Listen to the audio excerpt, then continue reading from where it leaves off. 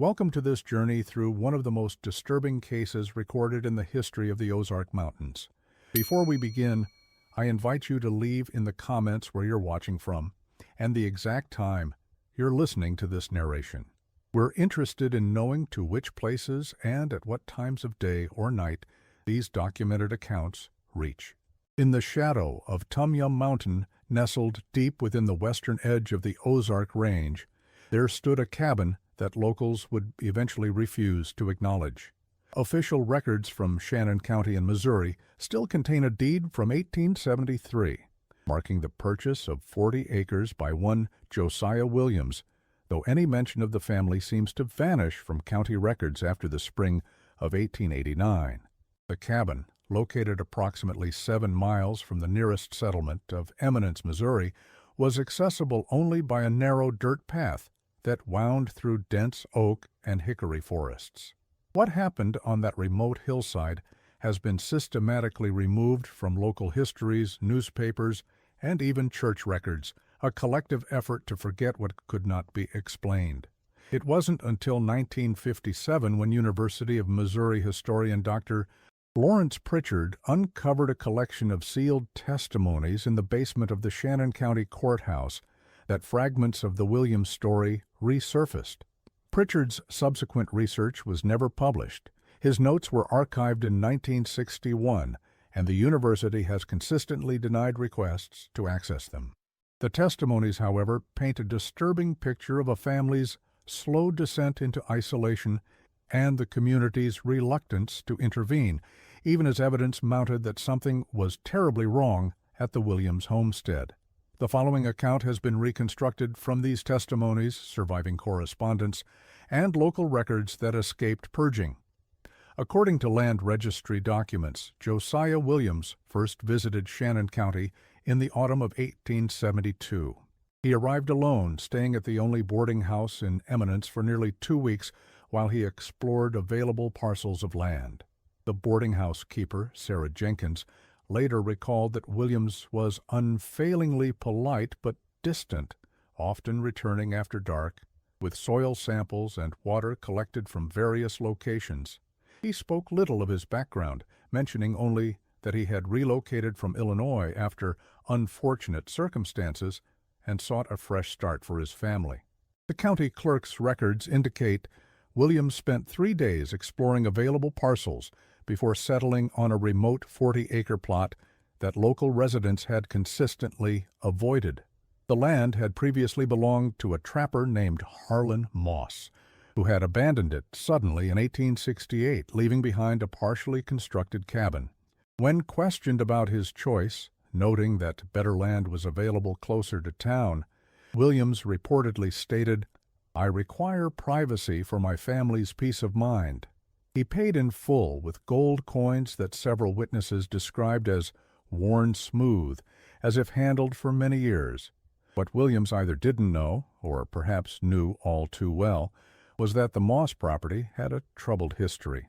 Local Osage guides had reportedly refused to approach the area, referring to it in their language as the place where the ground speaks. Moss himself had been seen in Eminence only once after abandoning the property, appearing disoriented and claiming something was coming up through the earth. He departed for St. Louis the following day and was never heard from again. Williams returned in early spring of 1873 with his family, wife Martha, daughter Elizabeth, 14, son Samuel, 10, and infant Thomas. They arrived in a covered wagon containing modest possessions, tools, household items, and several locked trunks that drew attention due to their unusual weight. The family stayed at Eminence's only boarding house for 2 weeks, while Josiah constructed a temporary shelter on their property. Sarah Jenkins, the boarding house keeper, later provided one of the earliest detailed accounts of the family. In her journal, she noted that Martha Williams spoke very little and kept the infant covered at all times, even in the privacy of their room. "The woman tends to the baby with mechanical precision," Jenkins wrote, "but I have yet to see her smile at it or speak endearing words as most mothers do." Jenkins also observed that Elizabeth and Samuel seemed unusually subdued for children their age, speaking only when addressed directly, and spending hours staring silently out the window in the direction of their new property. Most curious was Jenkins's observation regarding their sleeping habits. The entire family retires early but rises at irregular hours of the night. I have heard them moving about their rooms at 2 or 3 in the morning, and the sound of water being poured repeatedly.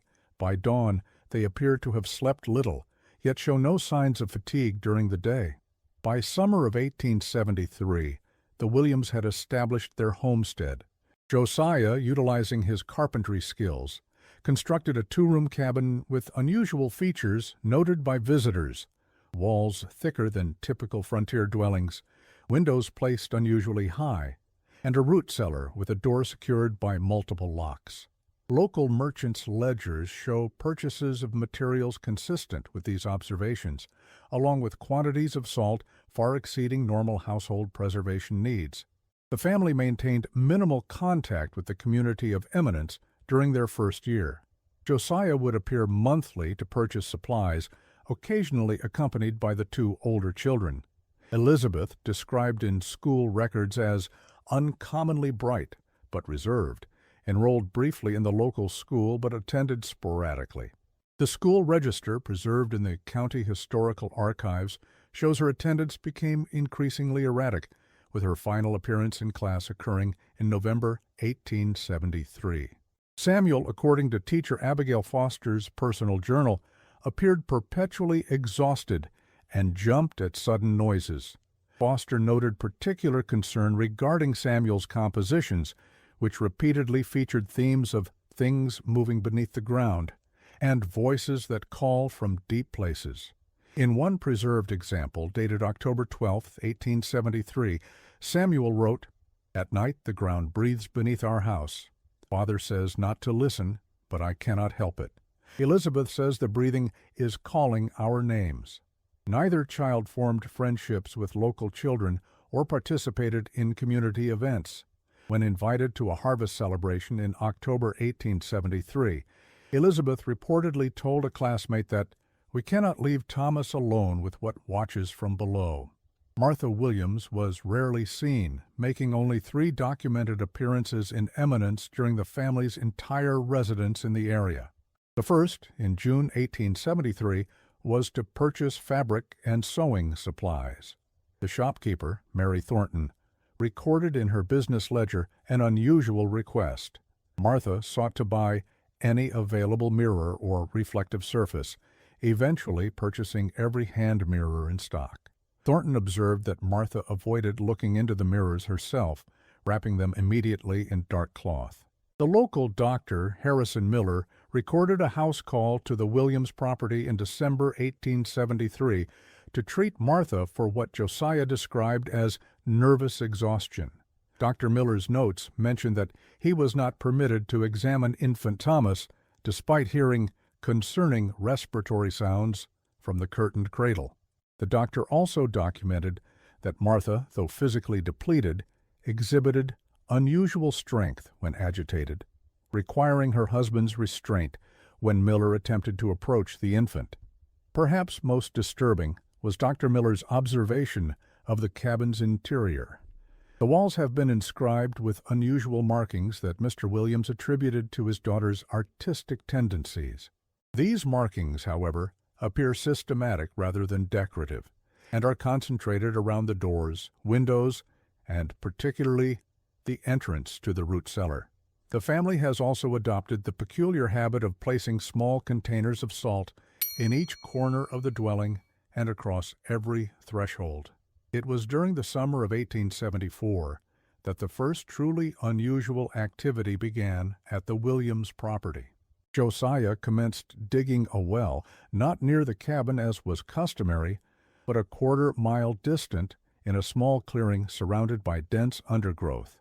Several witnesses, including a timber surveyor named James Cooper and 2 hunters who passed the property, independently reported the curious location and Josiah's explanation that water tasted sweeter in that specific spot. Cooper's official survey notes, filed with the County Land Office, contain a curious addendum. Williams well site, located above no known water table or spring line. advised against digging, but was dismissed with some hostility.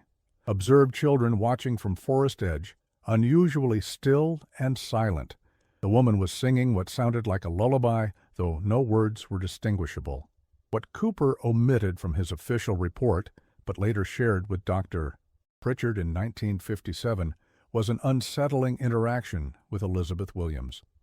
As he was leaving the property, the girl approached him at the boundary line and whispered, "Father isn't digging for water, he's making a door that opens both ways."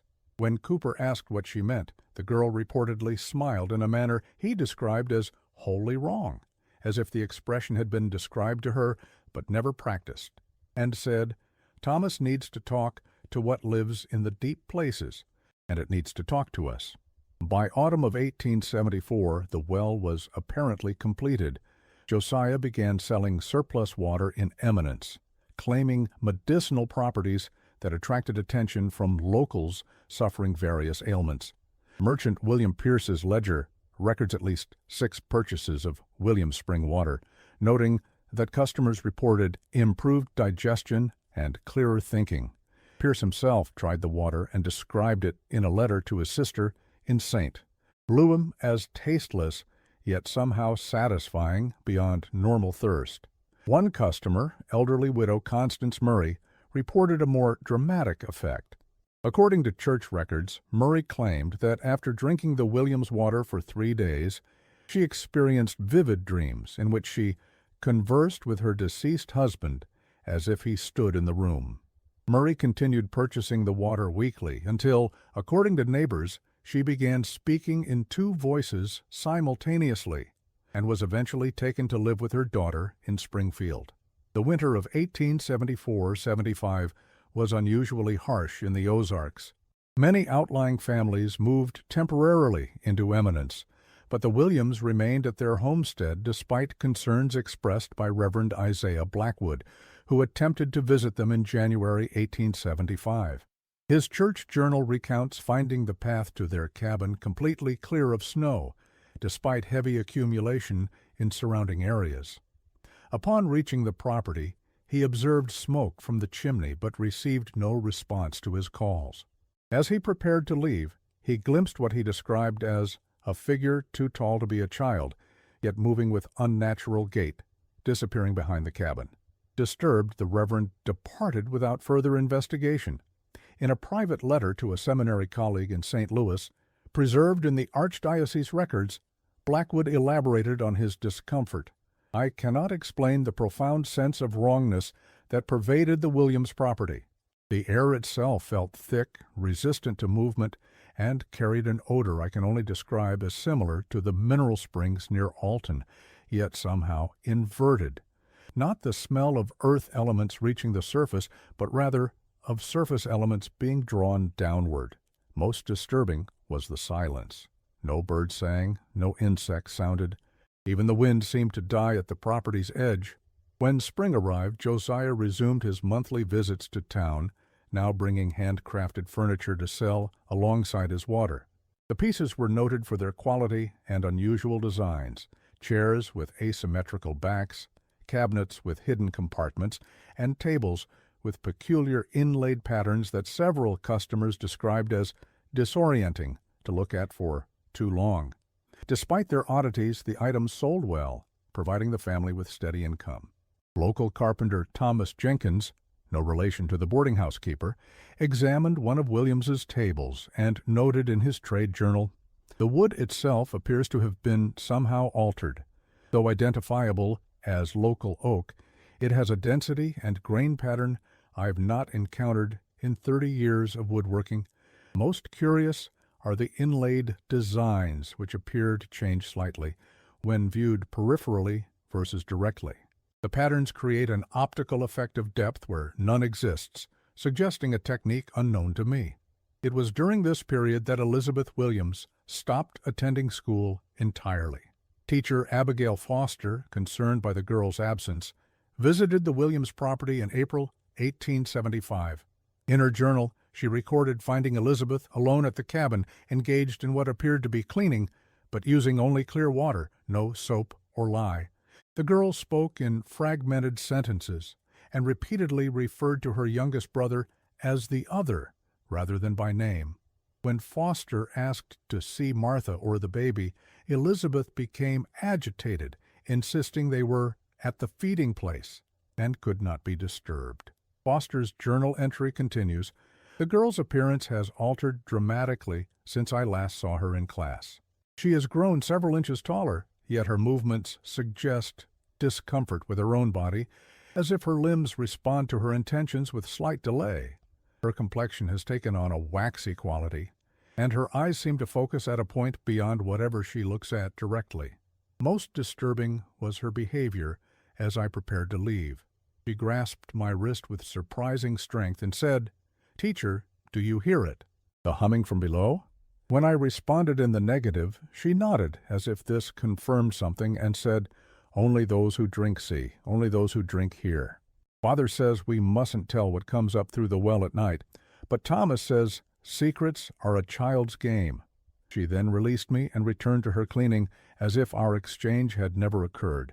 Foster departed shortly thereafter, noting that as she left, she observed Elizabeth walking with an uneven gait toward the path that led deeper into the woods, despite having told Foster moments earlier that she was not permitted to leave the cabin. Foster reported her concerns to Reverend Blackwood, who consulted with Sheriff Thomas Kincaid. However, no official action was taken, as the family had broken no laws and frontier privacy was generally respected. The sheriff did, however, instruct his deputy to monitor Josiah's visits to town and note any unusual behavior. By summer of 1875, Samuel Williams had also ceased attending school. When questioned by Deputy Sheriff Robert Hayes during a trip to Eminence, Josiah explained that both children were needed at home to assist with an expansion of their cabin and special care for Thomas, whose constitution remains delicate. Hayes noted that Josiah's previously neat appearance had deteriorated. His clothing was stained with what appeared to be mineral deposits, his hands raw from labor, and his speech pattern strangely measured, as if each word required careful selection. Hayes also observed that Williams now carried an unusual stone pendant around his neck, not decorative, but rather a rough river stone with peculiar striations that seemed to shift when viewed from different angles. When asked about it, Williams reportedly touched it protectively and stated only that it keeps the balance between above and below. In September 1875, an unusual incident occurred that raised further questions about the Williams family. A hunting party tracking deer reported hearing a child singing coming from the direction of the Williams' remote well. Approaching cautiously, they observed Martha Williams standing beside the well, lowering what appeared to be a bundle of cloth on a rope. According to their account, given years later to Dr. Pritchard, Martha was singing in no language we recognized, though the melody seemed to call something upward rather than soothing something below. When she noticed the hunters, she ceased immediately and stared at them with an expression one man described as knowing something terrible about each of us. They retreated without speaking to her. The hunting party debated reporting the incident, but ultimately decided against it, citing a reluctance to interfere in private family matters. One member of the group, however, mentioned it to his cousin, Dr. Miller, who added the account to his growing file of Williams' peculiarities. This file, discovered among Miller's effects after his death in 1912, contains perhaps the most comprehensive contemporary documentation of the family's progressive isolation and strange behaviors. Dr. Miller's notes include multiple second-hand accounts of unusual occurrences at the Williams property throughout 1875 and 1876, lights moving in patterns through the forest at night, sounds described alternately as singing, humming, or mechanical grinding emanating from the well site, and the unexplained disappearance of livestock from neighboring properties. Most persistent were reports of the family members being observed simultaneously in different locations, particularly Martha Williams being seen at the cabin, while also apparently at the well. The winter of 1875-76 passed without recorded incident, though merchant ledgers show Josiah purchasing increased quantities of lamp oil, salt, and chains that seemed excessive for normal household use. By spring, Elizabeth, now 17, was seen in town with her father for the first time in nearly a year. Shopkeeper Mary Thornton's diary entry from April 14, 1876, describes the girl as much altered, taller certainly, but moving with difficulty as if her joints pained her. Her complexion has a translucent quality, and her eyes seem to focus beyond whatever she looks at. When she spoke, asking for sewing needles, her voice had an echo quality, as if two voices sounded just slightly apart. Thornton also noted that Elizabeth's hands bore unusual markings, not tattoos precisely, but rather a pattern of slight discoloration that followed her veins, making them prominently visible beneath the skin. The effect was of blue-black branching beneath the surface, reaching to her fingertips. When Thornton commented on this, Elizabeth reportedly covered her hands and said only, "Thomas says the patterns help it find its way through us." Throughout 1876, Samuel continued to accompany his father to town occasionally. Several sources note that the boy, now 13, had developed an unusual pattern of speech, often pausing mid-sentence as if listening to something others couldn't hear. School records indicate that Abigail Foster attempted twice more to visit the Williams property to encourage Samuel's return to education, but was turned away each time by Josiah, who insisted the boy was learning things of greater importance than books can teach. During one such visit in October 1876, Foster reported hearing what sounded like multiple voices reciting in unison from the direction of the root cellar. When she inquired about this, Josiah explained it was Samuel practicing his letters with Elizabeth. Foster noted that the voices she heard numbered more than two and spoke no words I recognized as English or any European language familiar to me. Local hunter Jeremiah Collins reported an unsettling encounter with Samuel in November 1876. While tracking a wounded deer, Collins strayed near the Williams property and encountered the boy collecting water from a small stream. Collins described Samuel as unnaturally still, like he was listening constantly, and noted that the boy's eyes had a film over them, similar to cataracts but shifting, like oil on water. When Collins asked if he had seen a wounded deer pass through, Samuel reportedly replied, "It went to the well. Everything goes to the well eventually. The water below is hungry." Collins, disturbed by the encounter, attempted to follow the deer's trail, but found it ended abruptly at the edge of the clearing containing the Williams well. He reported that as he approached the well, he experienced a sensation of pressure, as if descending rapidly in elevation, and heard a low humming that seemed to come from the ground itself. He departed without investigating further, and later told Dr. Miller that for several weeks after, he experienced dreams in which he approached the well again, only to see hands reaching up from below, too many fingers on each. Through 1877 and 1878, the Williams family maintained their isolated existence, with Josiah's monthly trips to town providing their only documented contact with the community. County tax records from this period note that Williams paid his assessments promptly, but always in unusual form, small gold nuggets, rather than coins or banknotes. When questioned about their origin, he claimed to extract them from a small stream on his property, though geological surveys of the region indicated no known gold deposits. In the summer of 1879, Deputy Hayes, acting on persistent rumors of unusual activity, conducted an unofficial survey of the Williams property boundary.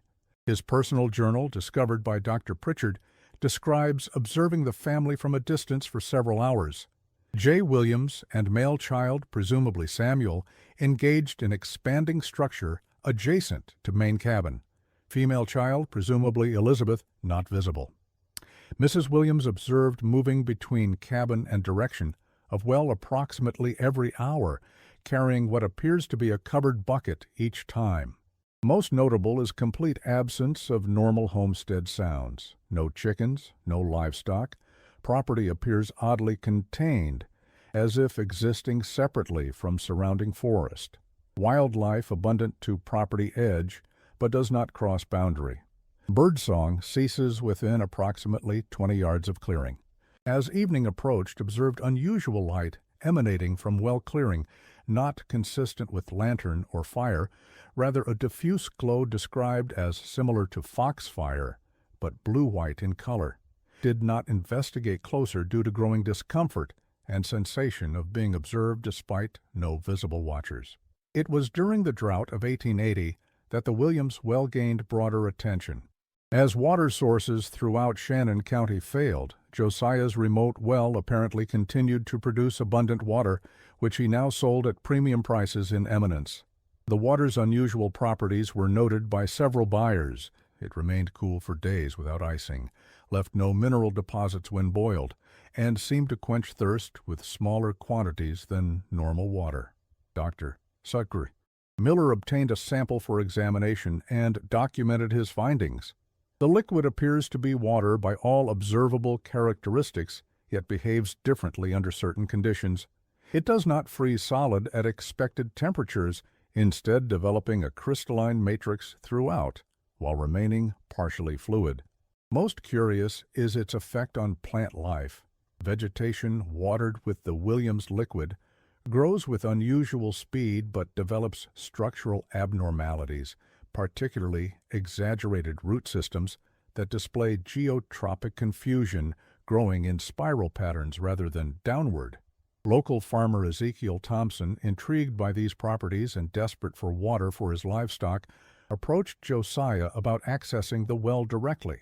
According to Thompson's later testimony, Josiah refused vehemently, claiming the path was dangerous and protected by guardians that would attack strangers. This unexpected response, combined with the known fact that the Williams kept no dogs or other animals, aroused Thompson's suspicion. In September 1880, Thompson convinced blacksmith Harold Jenkins and storekeeper William Pierce to accompany him to investigate the Williams property while Josiah was known to be in town. Their sealed testimony, unsealed only in 1957, describes their disturbing discovery. We approached from the north ridge to avoid being seen from the cabin. At approximately 200 yards from the main dwelling, we heard singing, a woman's voice, but the melody was unlike any hymn or folk song familiar to us. The voice seemed to shift in pitch in ways that made listening uncomfortable.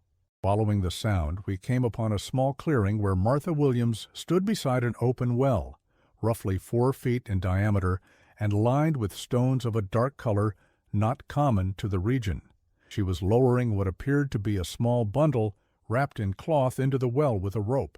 The bundle moved in a manner suggesting it contained something alive. Upon noticing our presence, she ceased her singing immediately. Her expression was not one of anger or fear, but rather a strange serenity that was somehow more disturbing.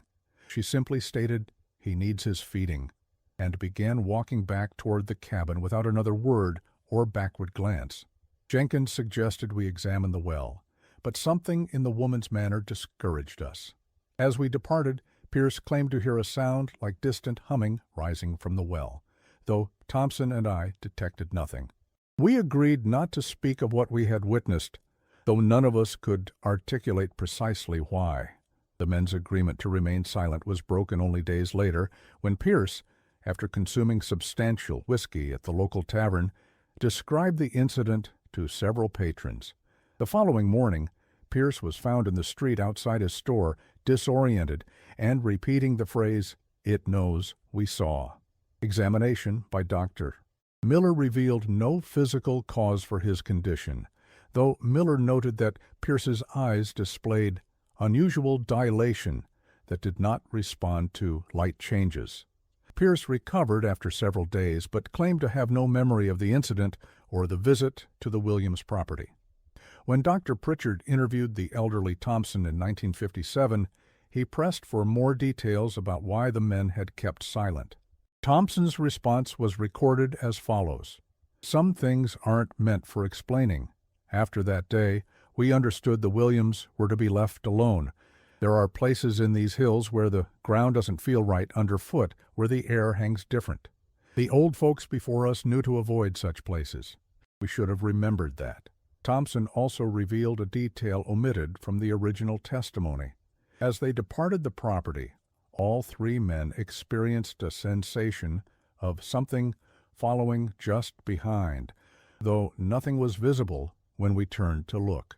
This presence seemed to cease at the creek marking the property boundary, after which Jenkins discovered an unusual stone in his pocket that none of the men recalled collecting.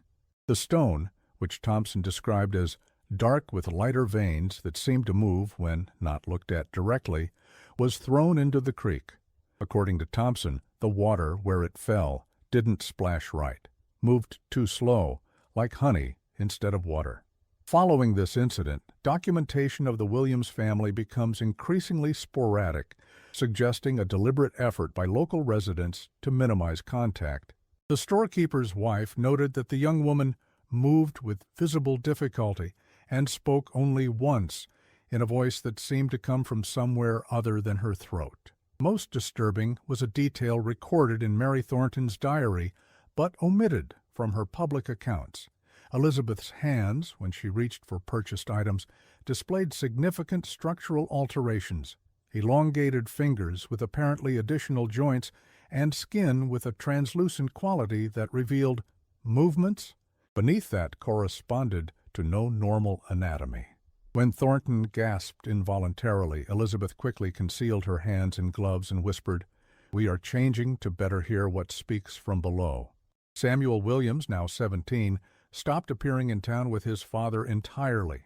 Elizabeth was reportedly seen only once more in the spring of 1881, when she accompanied Josiah to purchase unusual quantities of salt and lamp oil. Thomas changed first and shows us the way. In July 1881, County Assessor Victor Holloway made his biennial visit to the Williams property to update tax records. His official report contains minimal detail, noting only that the family had expanded their cabin with an unusual addition that extended partially underground. However, his personal journal, donated to the Missouri Historical Society in 1923 by his daughter, includes a more troubling account. Williams' property presents a scene of neglect externally, with fields only partially tended and livestock absent, despite previous registration of 2 cows and 6 chickens. The cabin addition appears to be constructed as a cellar or basement with unusual depth, accessed through a heavy trap door in the floor of the main dwelling. Williams himself appears significantly aged beyond his years, with a pallor suggesting illness or malnutrition. When questioned about his health, he responded only that he carries the weight of necessary knowledge. Martha Williams was present, but spoke not a single word throughout my visit, standing motionless by the hearth. Neither Elizabeth nor young Samuel was visible, and the infant Thomas, who would now be approximately 8 years of age, was not in evidence. Most concerning was the sound emanating from below the trapdoor, a rhythmic scraping that Williams attributed to settling of the new walls, though it gave the distinct impression of movement.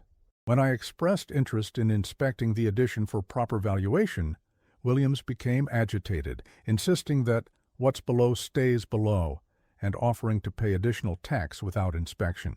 As I prepared to depart, I observed a figure watching from the tree line approximately 50 yards from the cabin, tall and unnaturally thin, possibly female based on the long hair visible even at that distance. When I commented on this presence, Williams looked alarmed and hurried me to my horse, pressing an unusual stone into my hand as I mounted. "Carry this until you cross the creek," he instructed. "It remembers you've been here and won't follow if you carry it." I indulged what I took to be superstition and carried the stone as directed. Upon crossing the creek that marks the property boundary, I examined the object, a smooth river stone with unusual veining that seemed to shift when viewed from different angles. I discarded it in the creek as its appearance caused a sensation of unease. Holloway never returned to the Williams property. His subsequent assessment reports list the parcel as inaccessible due to weather conditions for 2 consecutive assessment periods. after which he retired from his position. In a letter to his successor discovered by Dr. Pritchard, Holloway offered a single cryptic warning. Regarding the Williams property on the Western Ridge, accept payment without inspection. Some thresholds once crossed allow passage in both directions. Between 1882 and 1887, Josiah Williams continued his monthly visits to eminence, though witnesses described him as increasingly disheveled and withdrawn.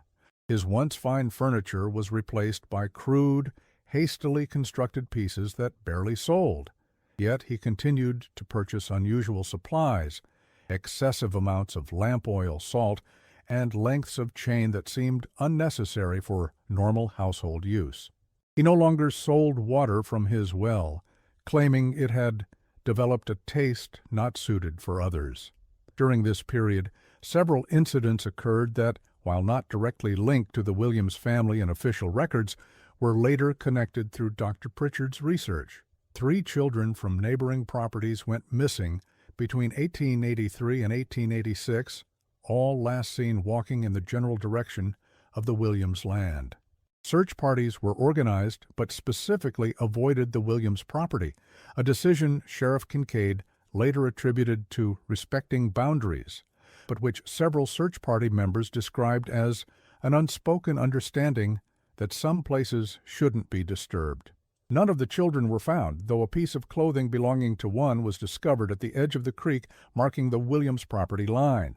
Most disturbing was the condition of the fabric, a child's hair ribbon that, according to the mother's testimony, appeared partially absorbed into a stone, as if the rock had grown around it. Local physician Dr. Miller attempted to engage Williams professionally in 1884, expressing concern about the family's health given their isolation and Williams's deteriorating appearance. According to Miller's notes, Williams responded with unexpected hostility. "What flows through my family now is not for your understanding. Your medicines would only dilute what must remain pure." When pressed about his children's well-being, Williams reportedly stated that Elizabeth has adapted completely, and Samuel is fighting what he will eventually embrace. Statements the doctor found nonsensical but disturbing. Miller's final entry regarding the Williams family, dated November 1884, records a troubling observation.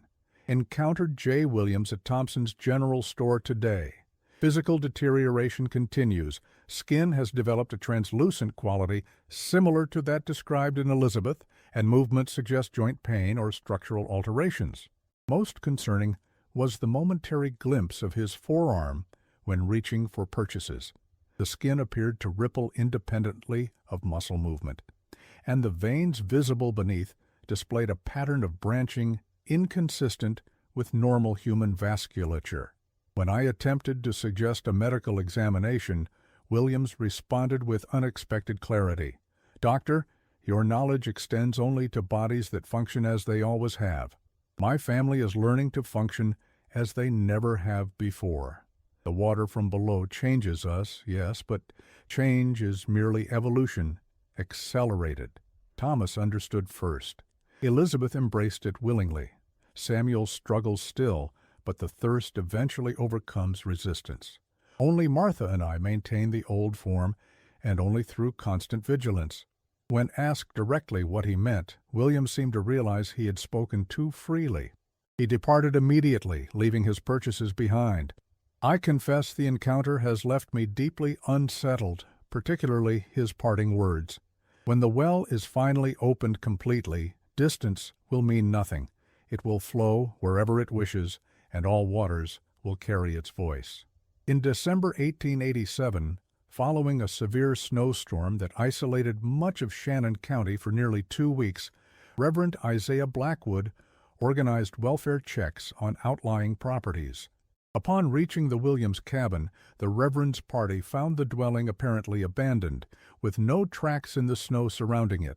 However, smoke rose from the chimney, suggesting recent habitation.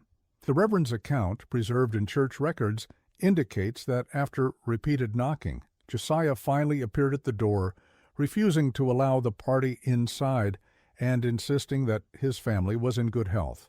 The Reverend observed that Josiah's clothes were damp and carried a peculiar mineral odor, not unlike the sulfur springs to the south.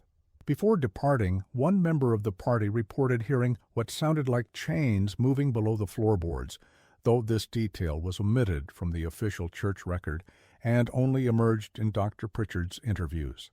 Reverend Blackwood's personal journal, discovered after his death in 1902, contains additional observations not included in the church record. Williams's eyes have developed a peculiar clarity, almost luminous in dim light. When questioned directly about his family's welfare, he responded with phrases that approached, but never quite achieved, sense. They're deeper in understanding now, and Thomas shows us the way down. When asked specifically about the infant, Williams corrected me. Not an infant for many years now. Thomas grows differently than expected. Most disturbing was the momentary glimpse I caught of someone, or something, moving behind Williams in the cabin's dim interior. The figure appeared too tall for a child, its proportions somehow wrong, its movements jerking and fluid simultaneously. When I inquired who else was present, Williams closed the door halfway and stated, "Only family remains. What's in the well has made sure of that." As we departed, I noticed a peculiar phenomenon. Though snow covered the surrounding forest completely, a clear path extended from the cabin in the direction I knew the well to lie, approximately a quarter-mile distant. This path showed no footprints, yet was entirely clear of snow, as if the ground itself emanated enough heat to prevent accumulation. The Reverend reportedly consulted with Sheriff Kincaid about his concerns, but no official investigation was launched.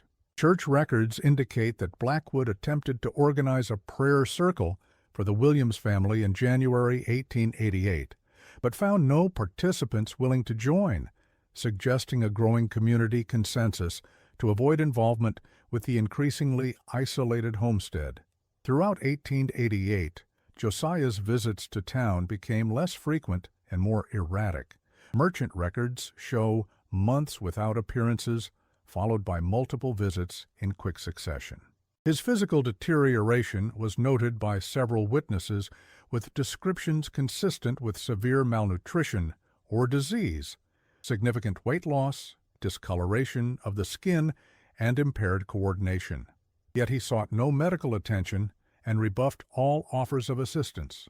During what would be his final recorded visit to Eminence in March 1889, Josiah's behavior suggested profound psychological disturbance. According to multiple witnesses, he entered Thompson's general store shortly before closing, drenched despite no rainfall that day, and attempted to purchase quantities of salt far beyond what the store had in stock. When informed of this limitation, he reportedly became agitated, insisting that the barrier weakens without it, and what comes through needs containment. Store clerk Jonathan Hayes described Williams as speaking to himself continuously in an undertone, fragments of what sounded like instructions or warnings. His hands shook constantly, and he repeatedly touched a peculiar stone pendant around his neck, similar to river rock but with unnatural veining. Before departing, Williams reportedly approached Hayes directly and grasped his wrist with surprising strength. According to Hayes's statement to Sheriff Kincaid, Williams spoke with sudden clarity. "When they find us gone, they will look below. Tell them not to follow the tunnel to its end. What waits there is older than this land, older than any land. It wears us like clothing and learns our shape. And it is so very hungry for new voices." Williams left Eminence immediately afterward and was never seen in town again. The most significant development occurred in April 1889, when a traveling peddler named Michael Collins stopped at the Williams property. Finding no one responding at the cabin despite signs of occupancy, Collins investigated the surrounding area and discovered the infamous well in the clearing. According to his sworn statement to the Shannon County Sheriff, Collins was drawn to the well by a sound like someone humming or moaning from deep within the earth. Upon approaching the well, Collins claimed he saw something moving in the darkness below. Lowering his lantern on a rope, he glimpsed what he described as a pale form, neither fully man nor beast, with limbs too long and joints bent wrong, slithering away from the light into some hidden recess. Disturbed, Collins immediately departed for Eminence to report his discovery. Collins's statement continued with details that were redacted from official records but preserved in Dr. Pritchard's notes. The movement below wasn't like anything natural. It flowed rather than crawled, but wasn't liquid neither. Had too many limbs, and they bent in ways limbs shouldn't. But worst was the face, if you could call it that. It had features in the right places, but they weren't right features, and it knew I was watching. It smiled up at me with too many teeth, and I swear it spoke my name, though I never told a soul out there who I was. Sheriff Thomas Kincaid, despite apparent reluctance documented in his personal correspondence, assembled a three-man party to investigate the following day. Upon arriving at the property, they found the cabin door standing open and signs of hasty departure. Inside, the dwelling appeared largely normal, though the men noted an unusual trap door in the floor of the newer section, secured with multiple locks. Breaking through these, they discovered a narrow tunnel that appeared to extend in the direction of the well. The sheriff's official report states only that the tunnel was investigated and found to contain no persons or remains. However, his private correspondence to the county judge, discovered by Dr. Pritchard, tells a different story. The passage extends approximately 200 yards underground, eventually opening into a larger chamber that appears to have been excavated gradually over many years. The chamber contains evidence of habitation, including bedding, clothing, and personal effects that suggest long-term confinement of at least one individual.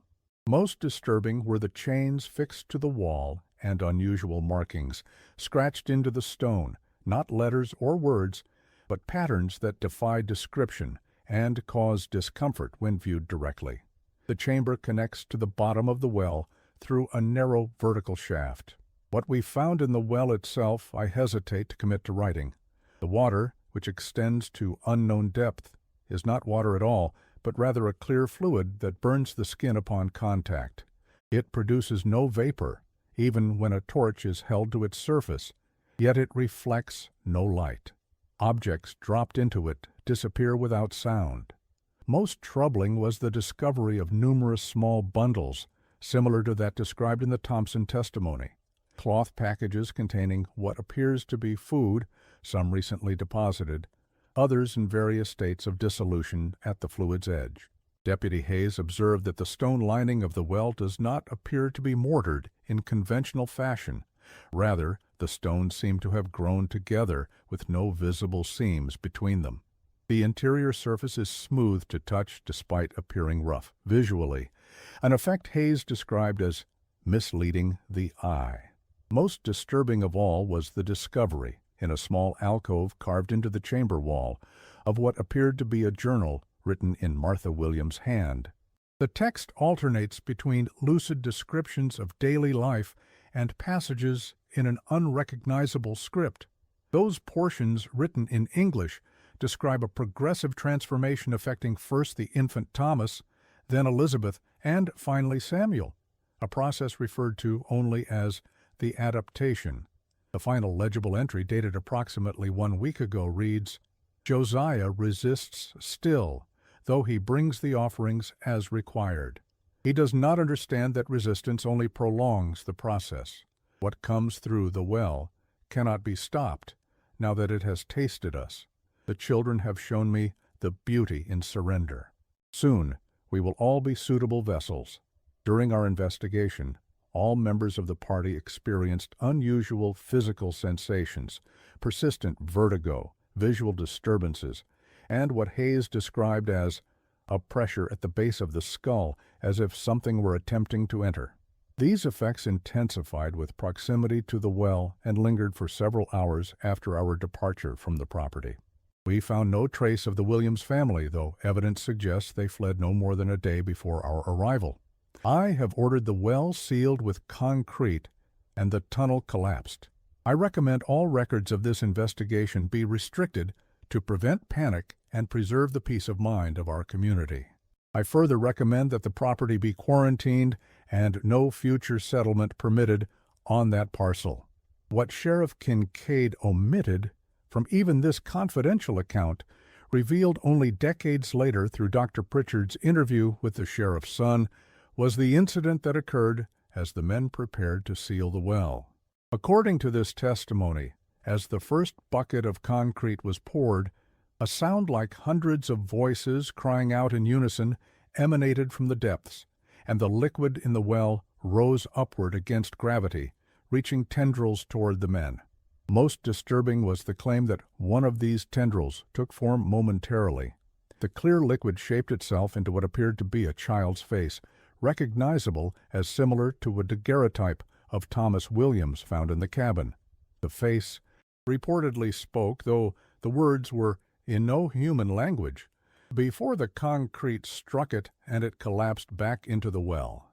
County records indicate that Sheriff Kincaid resigned his position 3 months after this investigation, relocating to Kansas with no forwarding address.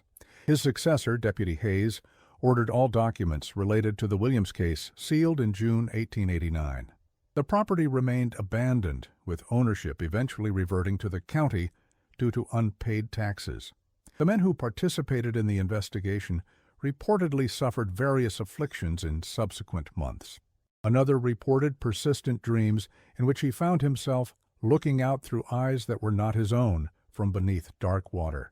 Sheriff Kincaid himself, according to his son's testimony, developed patches of skin with unusual properties, translucent in certain light and marked with vein patterns that did not correspond to normal human vasculature. He reportedly kept these areas covered at all times and insisted on being buried rather than cremated so that the earth might contain what he had become. In 1902, a controlled burn was ordered to clear the land, though multiple witnesses reported that the fire seemed to avoid the area around the well, despite efforts to concentrate the burning there. One developed tremors that prevented continued employment. One forestry worker, in a statement given to the Eminence Courier, but never published, claimed that the fire crawled away from that clearing like it was alive and afraid. The worker, Joseph Mathers, elaborated in a private letter discovered by Dr. Pritchard, "I've worked forest management for 20 years and never seen fire behave as it did near that old well. Flames would approach the clearing, then split and go around, like water flowing around a stone.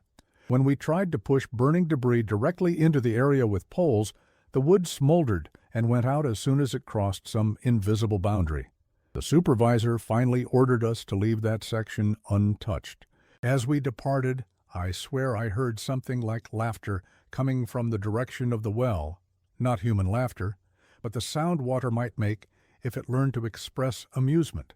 For the next 2 decades, the former Williams property remained unoccupied and largely avoided by local residents. Maps from this period show the area unmarked despite its proximity to logging roads and hunting grounds. Local folklore developed around warnings to avoid the place where the well waits, though specific details of the Williams case faded from public memory. Whether through intentional suppression or natural erosion of oral history remains unclear. Several documented incidents suggest the area maintained its strange properties. In 1916, a hunting party reported becoming disoriented near the former Williams property, experiencing lost time, during which they had no memory but traveled approximately 2 miles. All 4 men developed unusual symptoms in subsequent days: chronic thirst, sensitivity to light, and what the local doctor diagnosed as nervous exhaustion. One hunter reportedly found a smooth stone with moving veins in his pocket afterward, though he had no memory of collecting it.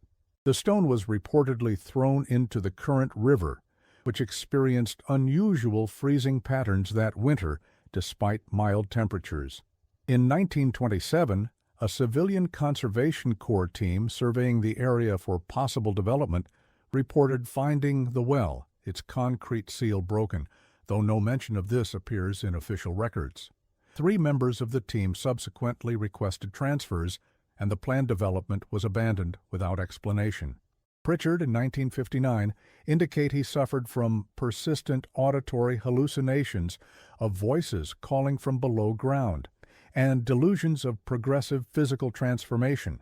Bernett's case notes include descriptions of his belief that something is moving beneath my skin, reorganizing me from within, and his insistence that water from any source was full of voices waiting to be heard. Most disturbing was his claim that he continued to communicate with the Williams child, Thomas, who had completed his transformation and now exists as a conduit between worlds. According to nursing notes, Bernett's physical condition deteriorated in unusual ways. His joints became increasingly flexible, his skin developed a translucent quality, and he displayed unusual patterns of venous structure visible beneath the skin. He was found dead in his room in 1932, the official cause listed as heart failure. The attending physician noted that Bernett's body exhibited unusual post-mortem characteristics, including delayed rigor mortis and movement beneath the skin surface consistent with gas formation, though occurring much earlier than typical decomposition would explain. Perhaps most disturbing was the orderly's report that when Bernett's body was washed prior to burial, the water ran off in a manner inconsistent with normal surface tension, appearing to form momentary patterns before flowing away.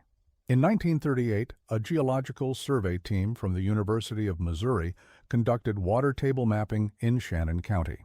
One team member, Edward Bernett, later committed himself to the State Psychiatric Hospital in Farmington, Missouri, where his medical records, accessed by their equipment, registered unusual readings near the former Williams property, a depression in the water table forming a distinct funnel pattern centered on the approximate location of the well. The lead geologist, Dr. Samuel Winters, noted that such a formation was inconsistent with known hydrological principles and suggested either equipment malfunction or the presence of an unknown subsurface structure. When the team attempted to investigate further, they reportedly experienced equipment failures and unusual psychological effects, including disorientation and what Winters described as a shared auditory hallucination of distant voices speaking in unison. The survey was ultimately abandoned, with official reports attributing the anomalous readings to instrument error due to mineral deposits in the region. Dr. Winters, however, continued private research into the area, corresponding with colleagues at various institutions regarding what he termed hydrological anomalies in the western Ozarks. His papers, archived at the university but restricted from general access until 1980, include speculations about potential non-standard properties of groundwater in isolated systems, and references to folkloric accounts of waters with transformative properties. Most intriguing is a letter to a colleague at Harvard, dated 1944, in which Winters writes, "The incident in Shannon County continues to disturb my scientific understanding. Water, by its nature, should not behave as that survey suggested. I have developed a hypothesis that what we encountered was not water at all, but rather something mimicking its properties while exhibiting fundamentally different molecular behavior. The implications are simultaneously fascinating and terrifying. If a substance could manipulate atomic bonds to simulate another while maintaining different core properties, the applications would be revolutionary. But I cannot shake the sense that what flows beneath that particular ground is not a passive substance awaiting discovery and utilization, but rather something with agency and intent." Winters abandoned his academic career shortly thereafter, citing health concerns. His personal journal, discovered after his death in 1951, reveals that he had developed symptoms similar to those reported by others who had encountered the Williams well: chronic thirst, unusual sensitivity to light, and what he described as a persistent sensation of movement beneath my skin, particularly along venous pathways. Dr. Pritchard's final notes, dated October 1961, contain a disturbing postscript. Having traced descendants of the original Williams neighbors, He located an elderly woman in Springfield, Missouri, who claimed to be the niece of Ezekiel Thompson. According to Pritchard's transcription, the woman shared a story her uncle had told only once, shortly before his death. Uncle Zeke said he knew why the Williams dug that well where they did. Said Josiah confided in him during the worst of the drought. That spot was where their firstborn had been buried, a child born before Elizabeth that didn't survive. Josiah claimed that 3 nights after the burial, he heard crying from the grave. When he dug it up, the coffin was empty, but the crying seemed to come from deeper in the earth. He kept digging for days until he hit water. But what came up wasn't water, and what looked back at him wasn't his child, though it knew his name and called him Father. Uncle Zeke said he asked what it was, and Josiah just said, "Something that wasn't supposed to be there, something that was under the ground before we ever came." The woman further recalled that her uncle had maintained unusual habits until his death. He would never drink standing water, only running water, and always poured the first portion onto the ground, as if feeding something. He refused to have mirrors in his house and insisted on windows being covered at night, so it can't see in. Most peculiar was his habit of carrying a smooth river stone with a distinctive veining in his pocket at all times, replacing it with a new one if lost. That's when he covered the well and moved the family away from Illinois, but it followed them somehow, calling to them. He built the new well because it needed to be fed, those were his words. When asked about this practice, he reportedly said only, "It remembers me, and that's better than being forgotten." Dr. Pritchard's research ended abruptly in December 1961. University records indicate he took a leave of absence for health reasons and never returned to his position. His collection of materials related to the Williams case was archived and restricted from public access by request of the Missouri Historical Society in 1962. The stated reason was preservation of materials, though no specific conservation issues were documented. The archiving librarian who processed Pritchard's collection, Margaret Wilson, later reported finding a sealed envelope among the materials addressed to whoever continues this research. University policy required that she open and catalog all documents, but Wilson claimed in a 1965 interview with a graduate student that the contents of the envelope, a single page of handwritten text, disturbed her so profoundly that she resealed it and deliberately misfiled it to prevent discovery. Wilson's personnel file, accessed by later researchers, indicates she requested transfer from the archival department shortly thereafter, citing health concerns. Her subsequent medical records show treatment for persistent parasomnia and tactile hallucinations primarily affecting the vascular system.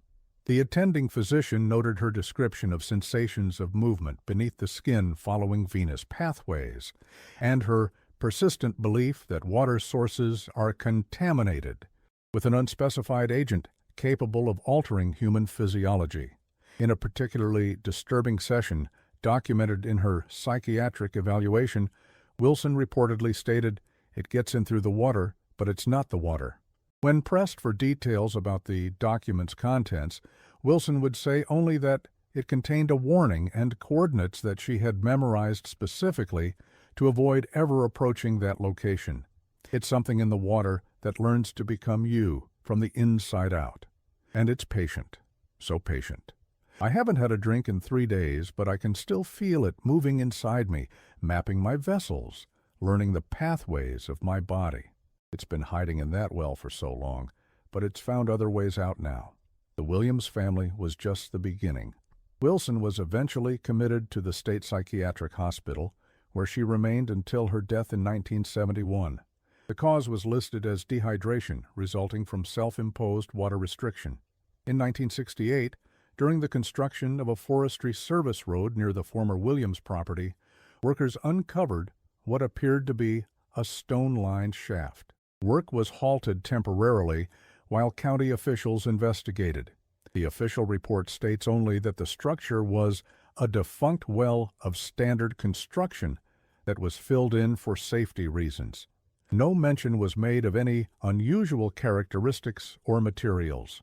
One worker, however, in a local newspaper interview, described the liquid found at the bottom of the shaft as clear as glass but heavy as mercury.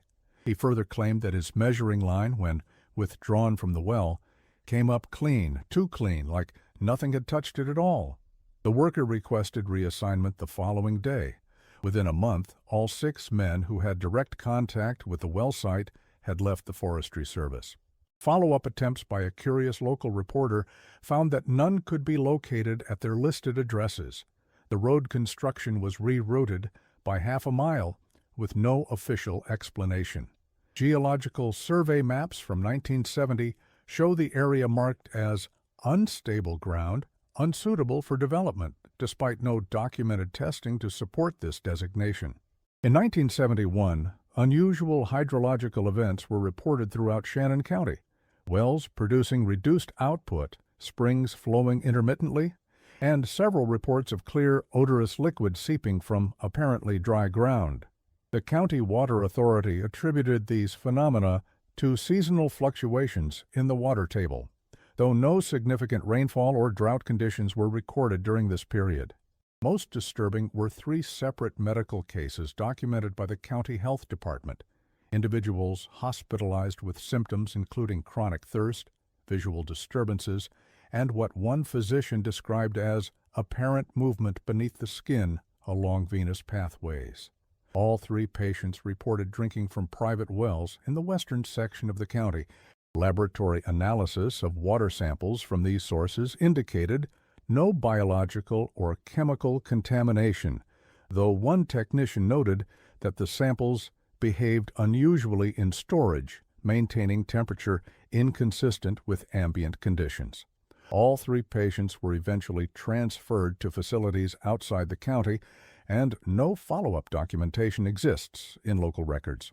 However, a nursing note in one file, discovered by later researchers, mentions the patient's claim that voices speak from the water faucet at night, calling my name and promising transformation.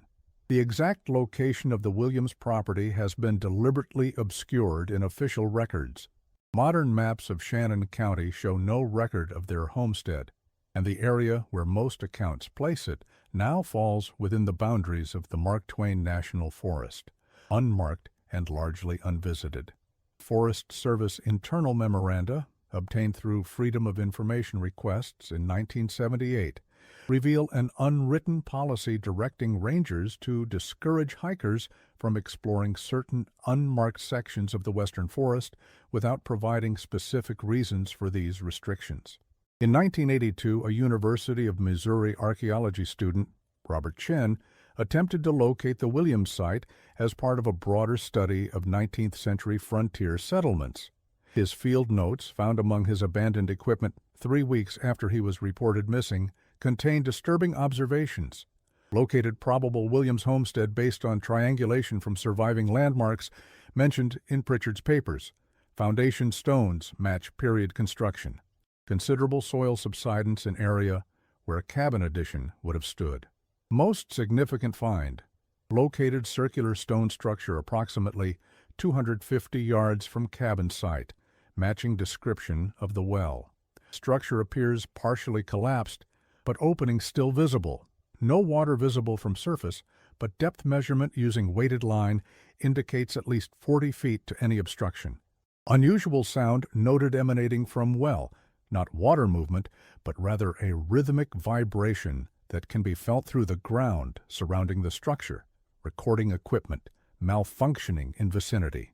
Day 3, located entrance to what appears to be a tunnel leading from cabin foundation toward well, partially collapsed but navigable.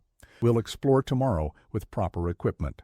Day 4, located chamber described in sheriff's report. Wall markings still visible, though eroded. Patterns seem to shift when not directly observed. Experiencing strong headache and unusual auditory phenomena, sound like distant human voices speaking in unison. Something moving in the well, not water, something solid but fluid simultaneously, lowered camera but film exposed to light somehow despite waterproof casing. Feel watched constantly, something scratching inside my tent at night. Day 7, Dreams of voices calling from below. They know my name now. Found strange clear liquid seeping from ground near my campsite.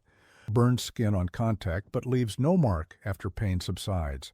The tunnel extends deeper than indicated in historical accounts. Found new chamber below first. Walls appear to have been scraped by something with multiple points of contact. Found what appears to be clothing embedded in wall material, not deposited, but grown over somehow. Day 8. I understand now why they stayed, why they changed. It's beautiful once you stop fighting. What waits below is older than humanity, older than the ground itself. It wears us like we wear clothing. I've seen Thomas. He's still here. Still changing. Still becoming. Elizab. The final entry ends mid-word. Chen's body was never recovered, despite an extensive search. The investigating officers reported unusual difficulties with equipment, compass malfunctions, radio interference, and battery failures, while in the search area. The case was officially classified as a probable animal attack, and the area was subsequently declared off-limits for archaeological research due to environmental sensitivity. One search team member, speaking anonymously to a graduate student researching the Williams case in 1984, described finding Chen's campsite in perfect order, as if he had simply walked away. Most disturbing was the discovery of dozens of small river stones arranged in a spiral pattern near the tent, each with unusual veining that seemed to shift when viewed peripherally. The team member claimed that the search was abandoned, not due to lack of evidence, but because something was affecting the team psychologically. Several members reported hearing voices calling their names from the direction of the old well site, and 3 experienced what our medic described as tactile hallucinations of movement beneath their skin. In 1987, a hunting party reported finding what appeared to be human remains approximately 3 miles from the presumed Williams property. Forensic examination determined the remains to be those of an adult male, but with skeletal abnormalities that the medical examiner's report described as consistent with severe physical deformity or post-mortem manipulation. DNA testing, still in its infancy, yielded inconclusive results. The remains were eventually buried in an unmarked grave after no family came forward to claim them. The medical examiner's complete report, obtained through Freedom of Information requests in 1995, contains details omitted from public records. Skeletal structure displays unusual characteristics inconsistent with documented human anatomical variation. Long bones of the arms and legs exhibit additional articulation points not corresponding to normal human joints. Cranial structure includes unexplained additional foramina openings at the base of the skull. Most significant is the altered vertebral configuration, with 7 additional vertebrae of unusual morphology. These abnormalities suggest either elaborate post-mortem modification or a congenital condition not documented in medical literature. A soil sample taken from the remains contained traces of an unidentified clear viscous substance that resisted standard chemical analysis. The report concludes with a recommendation that further studies be conducted by specialists in comparative anatomy. Though no record of such follow-up exists in accessible archives, the most recent documented incident connected to the Williams case occurred in 1995, when a family hiking in the western section of Mark Twain National Forest reported becoming disoriented and spending a night near an old stone circle in the ground.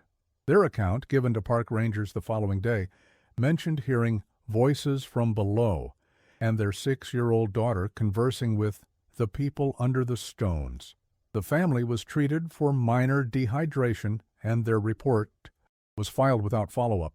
Pritchard's research, conducted before the family's experience, was that the daughter had filled her water bottle from what the parents described as a small seep of clear water near the stone circle. In the days following their rescue, both parents reportedly experienced unusual symptoms, chronic thirst, sensitivity to light, and what their physician documented as visual disturbances primarily affecting perception of their daughter. The mother's private journal shared with Researchers in 2001 describes increasingly disturbing observations. Emily speaks differently now. Her vocabulary has expanded dramatically, and she uses phrases and references no 6-year-old should know. What emerged only through Doctor last night, I found her in the bathroom, holding a conversation with her reflection in the mirror, except the reflection's mouth wasn't moving in time with hers. When I asked who she was talking to, she said, "Thomas says not to worry. The changing doesn't hurt once you stop fighting it." We've never known anyone named Thomas. The family relocated to Colorado shortly thereafter, and subsequent attempts to contact them have been unsuccessful.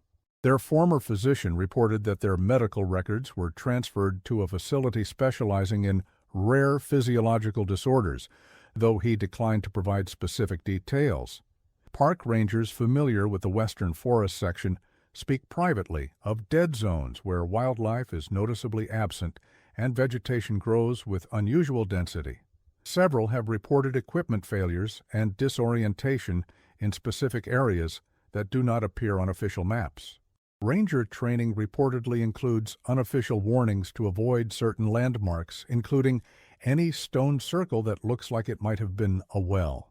A retired ranger, interviewed in 2005 for a documentary that was never completed, described an incident in 1998 when he encountered a figure observing from the tree line while patrolling near the suspected Williams property location.